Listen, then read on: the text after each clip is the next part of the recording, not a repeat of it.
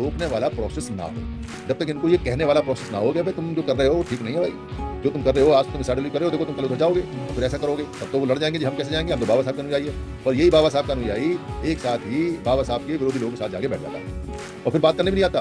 आप उनको बुलाओगे तो भी नहीं आएगा, क्योंकि बात किस मुंह से करेगा, उसका काम तो हो गया जिस काम के लिए वो कर रहा था, अब उसको मजा आ रहा है उसको, अब वो इधर घूमेगा उधर घूमेगा, बैठेगा, जिंदगी कट जाएगी, कुछ पेंशन आएगी, कुछ पैसा है, कुछ नाम आएगा, बच्चों की जो रोजगार नौकरियां पक्की हो जाएंगी, बाकी समाज लड़ता रहेगा अपने आप, फिर मंच लगेंगी, फिर लोग पैसे देंगे, पैसे हुए तो दे देंगे, नहीं हुए तो भुखमरी मर जाएगी, कुछ भूखे मर जाएंगे, ये सब चलेगा। पर इसको स्टॉप किया जा सकता है, इस प्रोसेस को स्टॉप किया जा सकता है और करना चाहिए, क्योंकि एक संघ ही ऐसी पूरी पूरी बॉडी है पूरे भारत में जो सफेद को सफेद और काले को काला कहने की हिम्मत रखती है।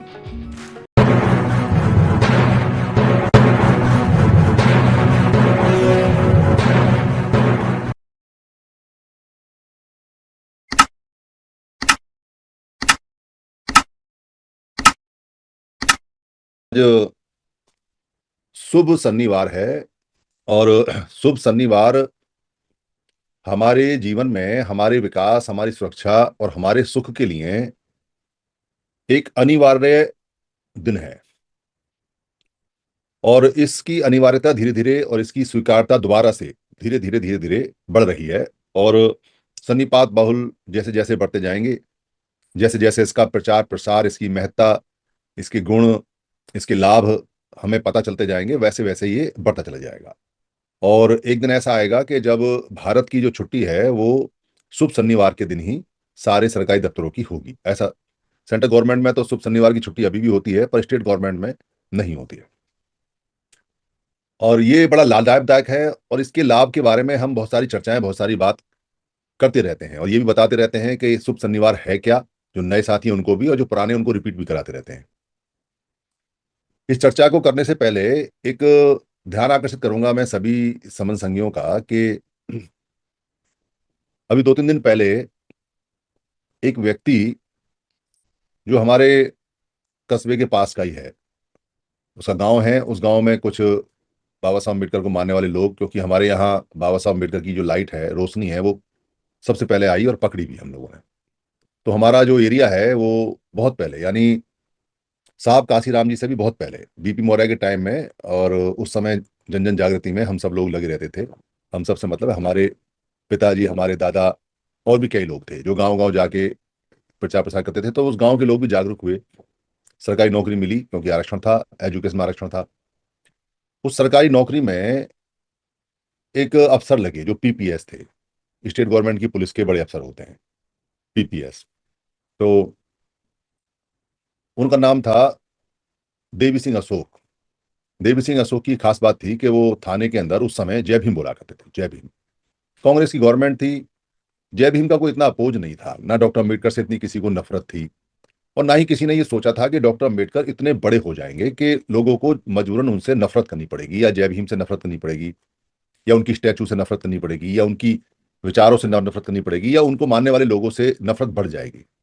ऐसा सोचा नहीं था, क्योंकि प्रचार प्रसार बहुत हुआ और देश को मानना पड़ा कि भाई डॉक्टर अम्बेडकर जो है वो भारत के सबसे नायाब, क्योंकि भारत रत्न तो बहुत बाद में दिया है, पर वो तो विश्व रत्न है। हमने, जब मैं रामराज जो आजकल उदित राज है, जब उनके साथ में धम का काम करता था तो वॉइस ऑफ बुद्धा में चलाता था, वॉइस ऑफ बुद्धा में पहली बार मैंने डॉक्टर अम्बेडकर को विश्व रत्न डॉक्टर अम्बेडकर करके संबोधित करके लिखा था।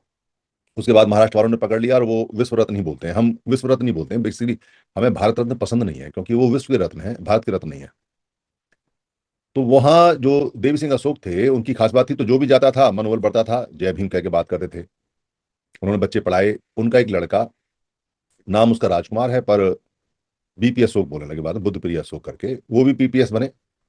वो हमारी उम्रों के हैं, मतलब 2 साल बड़े, 2.5 साल बड़े मुझसे, और या बराबर के हो सकते हैं, क्योंकि यूपी में 58 की शायद वो एज है जॉब की, हो सकता है कि बराबर सी एज हो। तो पीपीएस चूंकि पिताजी का रुतबा था और पिताजी का एक क्रेडिबिलिटी थी कि भाई पिताजी ने, जिनने उनके जीवित हैं उनके पिताजी, तो क्रेडिबिलिटी थी, तो लोग उनसे मिलते थे। तो बेटे में भी वही गुण देखे, तो बेटे ने पीपीएस बनने के बाद में, और पिताजी की जो वो थी ख्याति थी, उसका लाभ लेते हुए लोगों ने बुलाया, सम्मान दिया। और जैसा कि हमारे लोगों में एक बात है कि भाई पढ़ो डिग्री लो, तो उन्होंने डिग्री विग्री भी ली, बाद में डॉक्टरेट वगैरह करके वो डॉक्टर भी हो गए। तो थोड़ी बहुत तिगड़बाजी करते रहते थे, पर वो गुण नहीं था जो उनके फादर में था।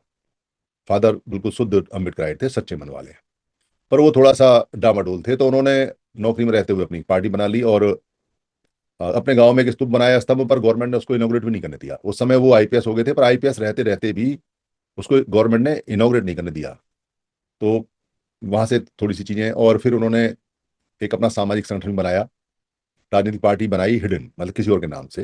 रिटायर हो गए तो राजनीतिक पार्टी तो क्या चलनी थी। रिटायर होने के बाद लोगों ने पूछना बंद सा ही कर दिया, क्योंकि अब वो ज्यादा दिखाई देते नहीं, चेहरे पे भी थोड़ी सी मायूसी आ गई। तो पिछले दिनों खबर आई कि वो कांग्रेस ज्वाइन कर गए, कांग्रेस में चले गए। जिस पार्टी के लिए बाबा साहब ने कहा कि वो डूबता जहाज है, या जिसके लिए मना किया, उसमें चले गए। अब अपना अपना विचार देंगे जैसा भी है। ये एक केस है। दूसरा केस है और भी है, जो उनको लेके गए उनका भी केस है। तीसरा केस और भी है, एक हमारा ही समझ संगी था जिसको हमने 1 साल के निष्कासित किया था, वो भी चला गया।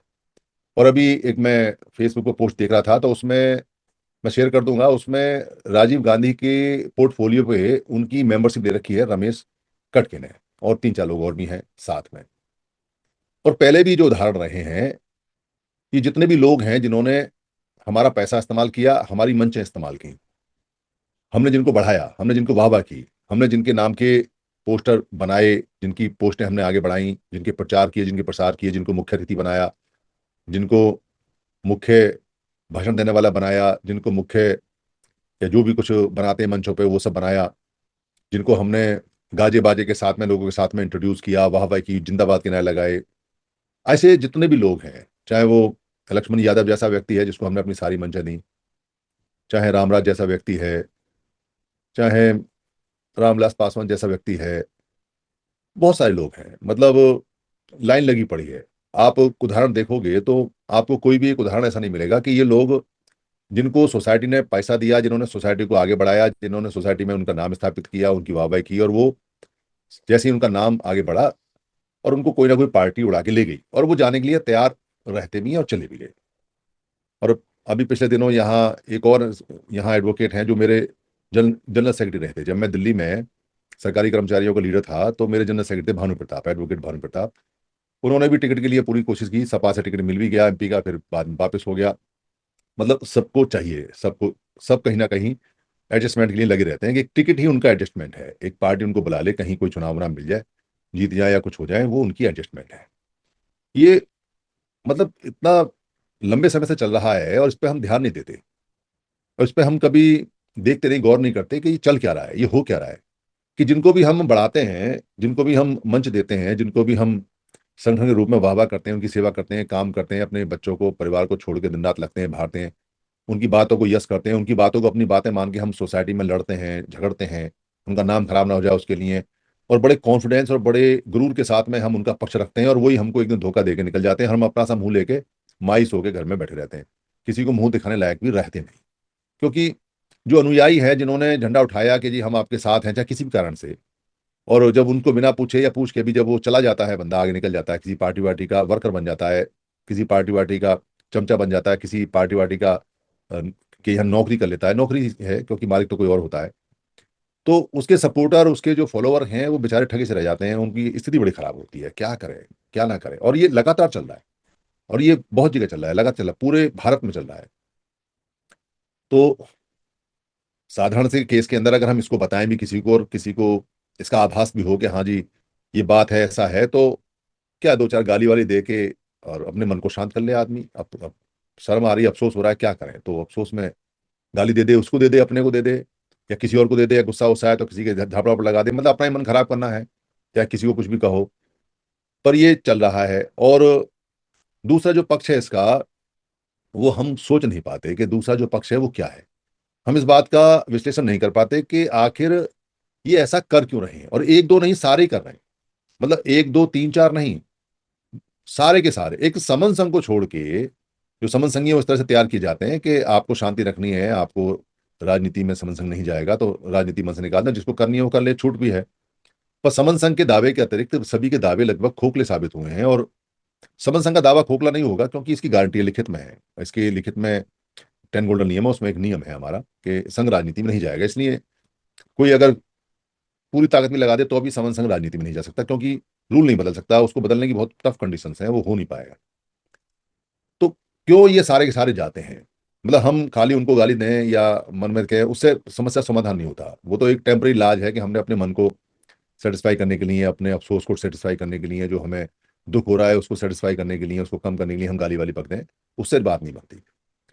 बेसिकली समस्या जो है वो इस बात में है कि हमारे जो लोग हैं जिनको हम नेता मानते हैं या नेता तैयार होते हैं, तो जब वो शुरू में वो बहुत ईमानदार होते हैं, उनकी ईमानदारी पे कोई शक नहीं होता। मतलब आप ये कह नहीं सकते कि कोई व्यक्ति जो मन से बोल रहा है या जो आ रहा है या काम कर रहा है या जो लगा हुआ है, फूले, बुद्ध, अंबेडकर, साहू, इनकी जो आइडियोलॉजी है उसको बढ़ाने में लगा हुआ है, वो दिल से नहीं लगा हुआ है। वो दिल से लगा हुआ है, पूरी ताकत से लगा हुआ है, और वो बिना किसी लोभ लालच के लगता है। उसको कोई उस समय लोभ लालच नहीं होता, और जो उसके पास टाइम होता है, जो उसके पास स्किल होता है, उसका वो उपयोग करता है और भाषण से, इसीलिए लोग फॉलोवर बनते हैं।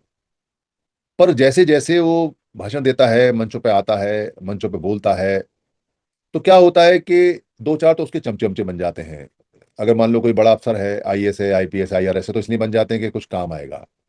कोई पैसे वाला तो इसलिए बन जाते हैं कि कोई मजदूरी, कुछ पैसा, कुछ गाड़ी में बैठना मिल जाएगा, कुछ खाना वाना मिल जाएगा, या किसी को काम वाम दे देगा, लगा देगा, कुछ पैसे का जुगाड़ हो जाएगा। हमारी किसी मुसीबत में, परेशानी में दो पैसे का जुगाड़ हमारे पास होगा, ये सोच के वो उसके साथ लग जाते हैं। कोई नेता वेता टाइप का होगा तो कहेंगे भाई कल को नेता वेता बनेगा, ये कुछ होगा तो इसको हमें मिलते रहना चाहिए, इसकी साथ लगे रहना चाहिए। कुछ दो चार बेरोजगार होते हैं कि इसके साथ घूमते रहो, रोटी पानी मिल जाती है, उसको भी जरूरत पड़ती है। तो जब उसके फॉलोवर, चमचे या उसके सपोर्टर बनने शुरू होते हैं, या उसकी स्पीच पे तालियां बजनी शुरू होती हैं, या उसका नाम, और भी लोग, क्योंकि हमारे यहाँ एक चलन है कि सब, जैसे मैं किसी फंक्शन में जाऊं और वहां जाके मैं कुछ बोलूं, तो मंच यहाँ बहुत सजा रखी हैं, यहाँ हर गली में मंच सजी हुई है, और मंच पे दमदार भाषण देने वाला व्यक्ति चाहिए जो लोगों को रोक के रख सके, तालियां बजवा सके, और वाहवाही उससे, कार्यक्रम करने वालों की वाहवाही होती है। मतलब उसकी तो होती होती है, साथ में भी कार्यक्रम बड़ा दमदार रहा, इतने लोग जमे रहे, लास्ट तक भी जमे रहे, 3 बजे तक भी जमे रहे, 4 बजे तक जमे रहे, भीड़ इतनी रही, तो उससे उसका भी टिकट पक्का होता है आगे। जो आयोजक होता है उसको भी कहीं एमपी एमएलए का या कौंसला वोंसला का कहीं कोई टिकट विकट मिलने की गारंटी हो जाती है, क्योंकि वो दिखाता है बाद में कि इतने सारे लोगों का मैंने कार्यक्रम लगाया। तो वो जो भाषण देने वाला व्यक्ति है, अगर वो दमदार भाषण देता है, तो उसकी बुकिंग होनी शुरू हो जाती है। और भी लोग कहते हैं, यार आजकल तो सोशल मीडिया है, मतलब कोई ना भी जाए तो वीडियो सुन ले तो कहते हैं भाई ये बहुत दमदार है, इसको लाओ। जैसे मैं अ, बुद्ध धर्म की बहुत सारी वीडियो बनाता था, तो मेरे पास बहुत सारे कॉल आते थे कि जी आप, खास तौर से बुद्ध पूर्णिमा के आसपास में, कि जी आप आ जाओ, आपका हम लेक्चर कराते हैं, आपको अतिथि बनाते हैं, मुख्य अतिथि बनाते हैं। और वो सब होता है, वो खाना खर्चा देने के लिए तैयार भी रहते हैं, आने जाने का खर्चा भी आप जैसा मांगोगे वैसा देने को तैयार रहते हैं, क्योंकि उन्होंने कार्यक्रम लगाया है, 2 लाख रुपए इकट्ठा किया है, तो 10-20 हज़ार रुपए इसमें भी खर्च करने पड़ते हैं उनको। अगर स्पीकर ही दमदार नहीं होगा तो ऑडियंस को देंगे क्या? इस कारण से तो वो जो व्यक्ति भाषण दे रहा है, जिसको हमने मंच दिया, मतलब दिया, उसमें उसको प्रशंसा मिलनी शुरू हो जाती है। बस ये प्रशंसा उसको खत्म करना शुरू कर देती है। उसको लगता है कि मैं ही मैं हूं और कोई नहीं है, और वो धीरे धीरे उसके अंदर गुरूर आना शुरू हो जाता है, फिर अहम आना शुरू हो जाता है, फिर वो आदमी को आदमी समझता, फिर वो जहाज की टिकट मारना शुरू कर देता है, 5 स्टार होटल मारना शुरू कर देता है, ये सब मारना शुरू होता है। ये रतनलाल जो यहाँ प्रोफेसर हैं हिंदी के, उनके साथ भी ये हुआ। वो बिहार के रहने वाले हैं, पहले वो कम्युनिस्ट थे, उसके बाद में फिर वो जब कम्युनिस्ट में बात नहीं बनी उनकी, तो वो अम्बेडकराइट हो गए, वो अम्बेडकर की वीडियो बनाने लगे, तो उनके पास लिमिटेशन आने पड़े, पर एक लिमिट तक आते हैं, उसके बाद वो चले जाते हैं। फिर वो कांग्रेस की तारीफ करने लगे। उनकी दाल बाल गली नहीं है अभी तक, गल जाएगी आगे जाके, कभी राज्यसभा वगैरह के लिए कुछ होगा। पर है, रुझान वही है। मैं स्पष्ट बोल रहा हूँ, किसी को बुरा लगे तो, अच्छा लगे तो, चाहे तो क्या बोलते हैं, मैं तर्क भी कर सकता हूँ और बता सकता हूँ उनकी वीडियो देख के, उनके कर्म देख के, कि आपका रुझान किधर है किधर नहीं है, सबको दिखाई देता है।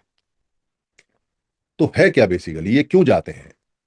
क्योंकि इनको कुछ बनना है, इनकी इच्छाएं बहुत ज्यादा है, और बहुत बड़ा बिजनेसमैन होगा, बहुत बड़ा कोई भाषण देने वाला होगा, बहुत बड़ा कोई स्पोर्ट्समैन होगा, बहुत बड़ा कोई फिल्मी कलाकार होगा, बहुत बड़ा कोई अ, पुरोहित पंडा पुजारी टाइप का होगा, तो उनकी इच्छाएं होती हैं कि वो और बड़े बड़े, हाईली एम्बिशियस लोग होते हैं, ये शांत लोग नहीं होते।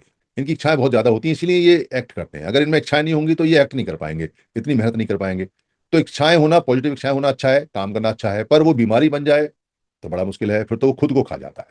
जैसे केले का पेड़ जितना ऊंचा जाता है, फल देने के बाद में उतना ही नीचे गिर जाता है और खत्म हो जाता है वो।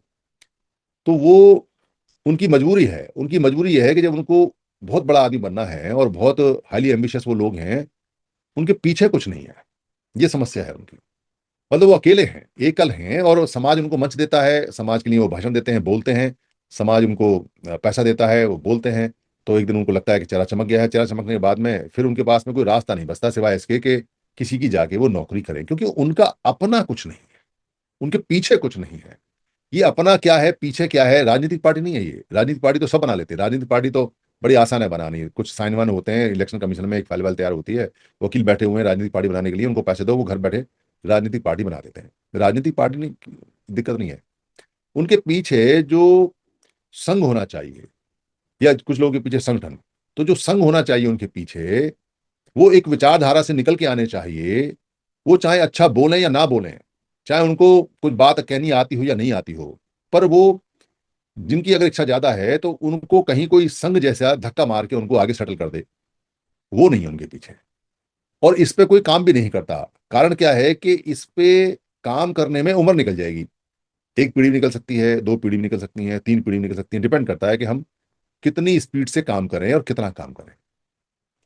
और इसके अलावा कोई रास्ता नहीं है किसी भी फील्ड में। मतलब कोई बहुत अच्छा पढ़ ले लिख ले और वो बड़ा अफसर बन जाए, आईएएस आईपीएस आईईएस आईसीएस, कुछ बन जाए, कुछ जज वज भी बन जाए, कुछ बन जाए और नौकरी में जाए, तो इनसिक्योरिटी है उसके पीछे, उसको कहीं भी उठा के कोई भी फेंक देगा, कोई उसे पोस्टिंग नहीं मिलेगी।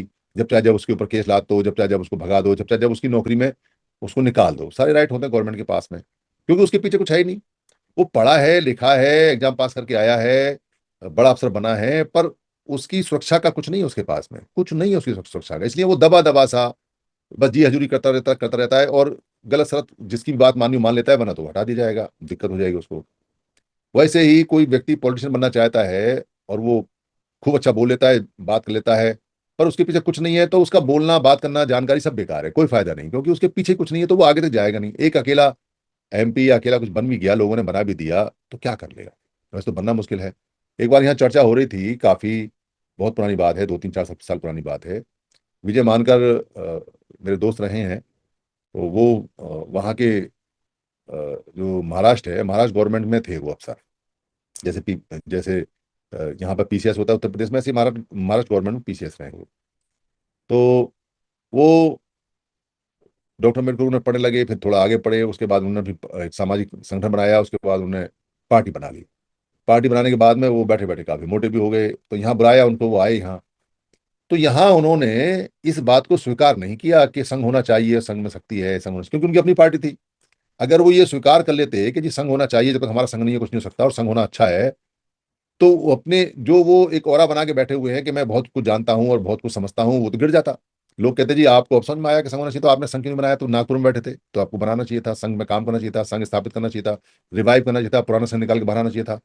तो वो अपनी हार कैसे माने, क्योंकि वो नेता हैं, लीडर हैं, तो वो अपनी हार नहीं मानेंगे, तो इसलिए वो स्वीकार करके नहीं गए, बल्कि वो ये कहते रहे कि एक व्यक्ति अगर मेरे जैसा पार्लियामेंट पहुंच जाएगा तो हम इलेक्शन का रिफॉर्मेशन कर देंगे, हम ये कर देंगे, वो कर देंगे। उनसे कहा कि भाई आपको भेजेगा कौन? आप खड़े हो जाओगे, आप पीछे लोग ही नहीं होंगे, तो भेजेगा कौन? और चलो आपको लड़ मर के कहीं से सीट करके भेज भी दिया आपको, तो एक अकेला एमपी क्या कर लेगा? उसका तो वहां बिल भी नहीं लगेगा। वो बिल भी जो लगते हैं उनके लगते हैं जिनकी वहां समूह होता है, जिनका संघ होता है, वहां पे जिनकी ताकत होती है। आपको तो बिल ही नहीं एंटरटेन नहीं होगा, बिल ही नहीं लगेगा पार्लियामेंट में, करोगे क्या? बहस पे नहीं आएगा। आप डाल भी दोगे, ऐसे पड़ा रहेगा, कौन पूछेगा उसे? कोई नहीं पूछता। एक दो आदमी अकेला जाए तो बस वो अपना जो उसका पार्लियामेंट्री फंड होता है उसी को खर्च करके लोगों का वेलफेयर कर ले, या हाथ पैर जोड़ के गवर्नमेंट कुछ काम करा ले तो करा ले, मतलब नहीं हो सकता कुछ भी। ये सिस्टम है। यहाँ तो संघ की चलती है, व्यक्ति की चलती नहीं। एक अकेला व्यक्ति पार्लियामेंट में चला भी जाए, मेंबर ऑफ पार्लियामेंट, घूमता रहेगा, बोर्ड वोर्ड लेके कहीं बैठा रहेगा, कहीं बारिश बारिश में, कुछ नहीं होता उसका, कोई फायदा नहीं उसका। तो वो जो जितने भी लोग गए हैं वो जानते हैं, पर उनकी मजबूरी है, क्योंकि कारण क्या है कि एक बार जो प्रसिद्धि के समुद्र में उतर गया, फिर उसका कोई किनारा नहीं होता, कोई साहिल नहीं होता, फिर उसको डूबना ही होता है, ये निश्चित है। तो जब इतनी प्रसिद्धि हो जाती है कि वाहवाही होती है, तालियां बजती हैं मंचों पे, और नेताजी जिंदाबाद, और हमारे तो ये और ये क्रांतिकारी और ऐसा और वैसा, तो फिर कहाँ नींद आती है? फिर उससे बड़ा चाहिए, फिर उससे बड़ा चाहिए। अब उससे बड़ा क्या है? उससे बड़ा तो भाई लोकसभा में जाओ, राज्यसभा में जाओ, विधानसभा में जाओ, कहीं किसी बोर्ड के मेंबर बन जाओ, कोई गाड़ी हो, घोड़ा हो, दो चार अदली बदली हो, तो जीवन कटे। और अगर इससे नीचे आ गए तो कोई संत महात्मा थोड़ी है, कोई संघ में थोड़ी काम कर रखा है कि भाई नीचे आ गए तो भी बराबर है, ऊपर आ गए तो भी बराबर है। ये तो संत महात्मा हो तो ये काम कर सकता है, या फिर संगी हो, और पक्का संगी हो जिसको कोई फर्क ना पड़े कि वो कल क्या था और आज क्या है, बस कल भी संगी था और आज भी संगी है, जो काम बता दिया कर दिया, जो काम नहीं बताया अपना कर रहा है, जो काम उसको संघ ने दे रखा है। मैं समझ का प्रचार तो चलते ही रहता है 24 घंटे। तो संघी का ऊंचा नीचा होने पर फर्क नहीं पड़ता संघी को, पर कोई वाहवाही में फंस जाए, प्रशंसा में फंस जाए, चमक में फंस जाए, तो अंधा ही होगा चमक में, तो वो बचेगा नहीं। तो अब ये लोग क्या करते हैं, अब इन लोगों को कुछ ऐसा चाहिए, तो ये एक साथ जंप करते हैं समाज को छोड़ के, और जिन लोगों के विरुद्ध में पूरी जिंदगी मंचों से गालियां बकते रहे, उन्हीं के साथ बैठ जाते हैं। कई बार मैं सोचता हूँ कैसे बैठते होंगे, बात क्या करते होंगे, क्या सोचते होंगे। 50 साल तक तो एक आइडियोलॉजी में काम किया, उसके बाद में आइडियोलॉजी के विरुद्ध वाले लोगों के साथ में जाके बैठ गए। क्या करते होंगे, ये झूठ मूठ के हंसते होंगे, हाँ हाँ मिलाते होंगे, खिसियाते होंगे, निगाह चुराते होंगे, क्या करते होंगे, कुछ समझ में नहीं आता। कहीं कोई मिलेगा तो पूछेंगे कि भाई तुम कैसे एडजस्ट करते हो, क्या नहीं है। हो सकता है कोई लेक्चर दे दे, जी देश तो ऐसे ही चलेगा, सब लोगों को साथ लेके चलना ही चलना। अरे मने कौन कर रहा है, देश तो ऐसे चलेगा, संसद भी ऐसे चलेगी, पर तुम्हारी आइडियोलॉजी का क्या हुआ। तुम जो पहले दावा ठोक के कुछ और बोलते थे और फिर यहाँ तो तुम तो झूठे सिद्ध हो जाते हो। पहले बोलते इस बात को कि जी देश ऐसे चलेगा, तो लोग तुम्हें मंचों पर नहीं बुलाते। पहले कहते इस बात को कि जी हम तो उनके साथ जाके बैठेंगे, तो लोग तुम्हें पूछते नहीं, तुम्हें टिकट नहीं देते। तो तुम्हारा क्या हुआ, तुम कैसे करोगे। पर जब हम दूसरी तरफ देखते हैं तो इस बात को जानते हैं कि भाई ये ऐसे ही चलेगा, ये ऐसे ही चलेगा। लोग आएंगे, नाम कमाएंगे, मंच लेंगे, माला लेंगे, जयकारा लगेगा, और जैसी मौका होगा वो जम कर चला जाएगा। फिर नए लोग आएंगे, फिर नए लड़के आएंगे, फिर चलेगा, फिर नए लड़के आएंगे, फिर चलेगा। क्यों? क्योंकि जब तक इनको रोकने वाला प्रोसेस ना हो, जब तक इनको ये कहने वाला प्रोसेस ना हो कि भाई तुम जो कर रहे हो वो ठीक नहीं है भाई, जो तुम कर रहे हो आज तुम इस आइडियोलॉजी कर रहे हो, देखो तुम कल उधर जाओगे और फिर ऐसा करोगे, तब तो वो लड़ जाएंगे जी हम कैसे जाएंगे, हम तो बाबा साहब के अनुयायी है। पर यही बाबा साहब का अनुयायी एक साथ ही बाबा साहब के विरोधी लोगों के साथ जाके बैठ जाता है, और फिर बात करने भी नहीं आता। आप बुलाओगे तो भी नहीं आएगा, क्योंकि बात किस मुंह से करेगा। उसका काम तो हो गया जिस काम के लिए वो कर रहा था, अब उसको मजा आ रहा है उसको, अब वो इधर घूमेगा उधर घूमेगा, बैठेगा, जिंदगी कट जाएगी, कुछ पेंशन आएगी, कुछ पैसा है, कुछ नाम आएगा, बच्चों की जो रोजगार है, नौकरियां पक्की हो जाएंगी। बाकी समाज लड़ता रहेगा अपने आप। फिर मंच लगेंगी, फिर लोग पैसे देंगे, पैसे हुए तो दे देंगे, नहीं हुए तो भूखमरी मर जाएगी, कुछ भूखे मर जाएंगे, ये सब चलेगा। पर इसको स्टॉप किया जा सकता है, इस प्रोसेस को स्टॉप किया जा सकता है, और करना चाहिए। क्योंकि एक संघ ही ऐसी पूरी पूरी बॉडी है पूरे भारत में जो सफेद को सफेद और काले को काला कहने की हिम्मत रखती है। एक समन संघी के अलावा पूरे भारत में समनों की कोई ऐसी बॉडी नहीं है जो शीशे की तरह साफ हकीकत को कहने के लिए हिम्मत रखती हो या बोलती हो। कारण क्या है? कारण यह है कि हमने सारी कमियां देख के, सारी बातें देख के संघ को स्वीकार किया है। हमने 10 गोल्डन नियम देख के स्वीकार किया है, हमारे यहाँ हिडन नहीं है कुछ भी, और जो है वो बिल्कुल क्लियर है और कट है। और बाकी जगह कुछ है ही नहीं, ना क्लियर है ना कट है, सब कुछ जो कुछ है मन गढ़ंत है, और वो झूठ है, और पूरा पूरा पूरा काला सच है वो। तो वो जो चीजें चल रही हैं वहां पे, वो तो कभी बताएंगे नहीं इन बातों को, बता के अपनी दुकान बंद करनी है क्या? कोई आदमी ये कहे कि भाई मैंने जो मिठाई बनाई है वो मिठाई बासी है, उसे खा के आदमी बीमार हो जाएगा, और मिठाई बेच के पैसा कमाना है, तो मैं क्यों कहूंगा, या वो दुकानदार क्यों कहेगा कि भाई मेरी मिठाई जो है वो खा के बीमार पड़ जाओगे, पुरानी होगी, बासी हो गई है। मैं कहूंगा बहुत बढ़िया मिठाई, ताजी है जी, फलाना है डराना, लो जी खाओ जी, 1 किलो लो, 2 किलो लो, 3 लो, तो पैसा बनाना है। तो वो संगठन वाले जो लोग हैं वो कभी नहीं कहेंगे इस बात को, पर हम कहेंगे इस बात को। इसलिए हमें ये प्रचार प्रसार करते रहना चाहिए कि भाई इन मंचों पे जो लोग आ रहे हैं उनको ये समझाओ कि भाई तुम्हारा हश्र यही होगा जो हो रहा है, और इसके अलावा तुम्हारा कुछ हो नहीं सकता। उसका कारण है, उसका कारण ये है क्योंकि तुम्हारे पीछे कुछ है नहीं। तो तुम सबसे पहले अपने पीछे कुछ बनाओ, उसके बाद राजनीति में उतरो, उसके बाद राजनीति में आओ, उसके बाद लोगों का फायदा उठाना चाहते हो तो उठाओ, उससे पहले नहीं। ये बात जैसे जैसे कहेंगे और पिछले सारे उदाहरण देंगे तो ये बात समझ में आएगी। हम यहाँ चर्चा का विषय, जैसे अभी जब थोड़ी देर बाद कंसेप्ट खत्म होगा तो उस समय हम ये चर्चा का विषय रखेंगे, और आप सब लोग उसको चर्चा में हिस्सा लें कि भाई पीछे से लेके अब तक कितने ऐसे लोग हैं जो सारे के सारे जम करके इधर उधर भागे। किसी की अपनी मेहनत हो, किसी ने अपना काम किया हो, घर घर जाके प्रचार किया हो, प्रसार किया हो, कोई संगठन बनाया हो, उसका तो जायज है। जैसे साहब काशीराम जी का, उन्होंने कोई जंप नहीं किया, उन्होंने पूरी जिंदगी मेहनत की, अपना घर बनाया, समाज का घर बनाया, समणों का घर घर बनाया, उसके बाद जाके कहीं वो पॉलिटिक्स में उतरे हैं। उतरे भी मजबूरी में, क्योंकि जो घर उन्होंने बनाया था वो घर भी लोगों ने उल्टा सीधा करके छीनने की पूरी कोशिश की, छीन ही लिया था एक तरह से, पर वो लोग उनके साथ रहे। नाम चला गया पर लोग उनके साथ रहे, और लोग उनके साथ रहे तो वो जीत गए। और जितना भी वो कर पाए वो उससे कर पाए, तो उनको नहीं कह सकते, साहब काशीराम जी को नहीं कह सकते, वो जंपर नहीं थे। पर बाकी लोग तो सब जंपर हैं। और साहब काशीराम जी के जीवन में भी बहुत लोग ऐसे आए जो डायरेक्ट पैरासूट से छलांग मार के और आना चाहते थे, उन्होंने स्टॉप कर दिया उनको कि नहीं, जो कार्यकर्ता है, जो जमीन से जुड़ा आदमी है, वही इस अपॉर्चुनिटी का, जो भी अपॉर्चुनिटी मिलेगी संघ से, संगठन से, वामसेप से, वो उसका हकदार होगा। जैसा भी था उन्होंने किया भी, तो उनके लिए नहीं कह सकते हम, पर बाकियों के लिए कह सकते हैं।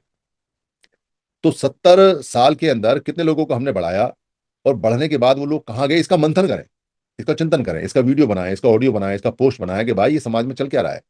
ये इनको हम तैयार करते हैं, इनको हम सब कुछ मंच देते हैं, इनके हम ऑडियंस बनते हैं, इनको सुनते हैं, हम इनकी वाह वाह करते हैं, और ये एक दिन हमें लात मार के निकल जाते हैं, और उसके बाद में हमारे काम खत्म, हम मायूस होकर और वैसे कैसे रहे, तो हमारा सिस्टम नहीं बन पाएगा इस हिसाब से, तो क्योंकि सिस्टम कोई बना नहीं रहा। पर ये पुरानी बात है, अभी तो समन संघ है।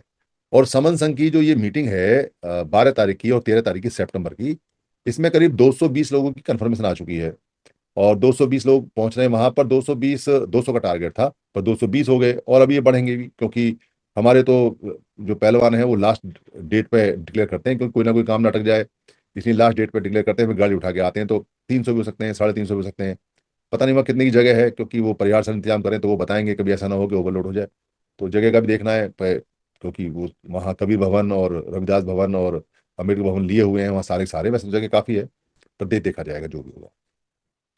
तो इस सारे चीज के मंथन के लिए हमको अपना घर बनाने के लिए मेहनत करनी है। और उस मेहनत में जो सबसे इंपॉर्टेंट कड़ी है, सबसे इंपॉर्टेंट, वो है हमारे छोटे छोटे ठिए ठौर ठिकाने। ठिए ठौर ठिकाने इसलिए छोटे छोटे इंपॉर्टेंट हैं, अगर हम शुभ शनिवार के दिन या जो संडे आता है, क्योंकि हम बोलते सन्निपात बाहुल है पर मनाते संडे को है, क्योंकि अभी शनिवार की छुट्टी नहीं है। तो अगर ये ठौर ठिकाने नहीं होंगे तो सोशल मीडिया किसी भी क्षण बंद हो सकता है। सोशल मीडिया पे सारे के सारे जितने भी अकाउंट्स हैं हमारे, वो सारे ब्लॉक हो सकते हैं। ट्विटर पे, इंस्टाग्राम पे, या जितना भी डिजिटल इंफॉर्मेशन सेंटर हैं, इंस्ट्रूमेंट हैं या कंपनियां हैं या ऐप हैं, वो कभी भी हमें बंद कर सकती हैं। वो पूरी पूरी बंद कर सकती है। नेट बंद हो जाता है, जरा सी कोई बात हुई नेट बंद कर दिया। तो सोशल मीडिया के भरोसे नहीं रहना है। अगर सोशल मीडिया के भरोसे रहे तो हम एक दूसरे का नाम भी नहीं जान पाएंगे, एक दूसरे के घर का दरवाजा नहीं देख पाएंगे। हम सारा काम सोशल मीडिया पे करेंगे तो इमरजेंसी के समय जब लाइट नहीं होगी, नेट नहीं होगा, डिजिटल टेलीफोन नहीं होगा, इंफॉर्मेशन नहीं होगी, तो उस समय एक दूसरे की सहायता कैसे करोगे?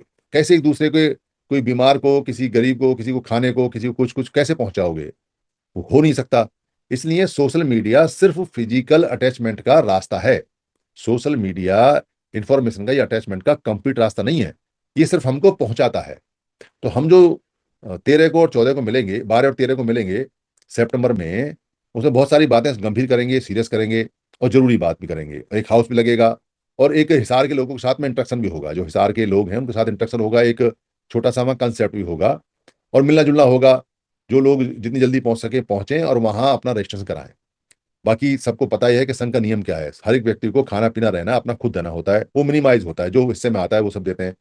वो मैं इसलिए जानकारी के लिए बता रहा हूँ क्योंकि डिक्लेयर नहीं हुआ है अभी तक, पर ऐसा है, जो भी डिक्लेयर होगा वो सबके सब वहां देती है। तो अपनी अपनी तैयारी कर लें और सन्निपात बाहुल के जितने भी ठौर ठिए ठिकाने हैं उनको थोड़ा बढ़ाएं और नए सेंटर खोलने की कोशिश करें।